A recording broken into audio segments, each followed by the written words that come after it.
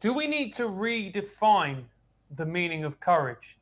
In particular, when we look at courage, what it used to mean in generations past, going to war, well, really, you look at a lot of the courageous people now, they tend to be whistleblowers. They tend to be people who stand out from the crowd and say that they don't agree.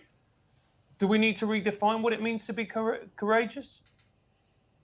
I think that's always been the case. I mean, if you look at the prophetic tradition in the Old Testament, that's just one story after another of society degenerating towards a tyrannical state and a prophetic voice emerging, representative of God in some abstract sense, saying, be careful, you're deviating from the proper path, and if you don't think there are going to be consequences, you're just not paying enough attention. Well, how do you distinguish a false prophet from a true prophet?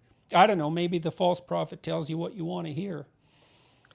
I guess I would just add to that I think physical courage and mental courage are related, that there's a reason that we use one word for both, and that in the modern world, there's far less opportunity to manifest physical courage or to know what it would be like. And, it's been much discussed, and I agree with the sense that, the lack of war is both beautiful and in some ways demasculinizing for society, not having that as even a possibility on the horizon.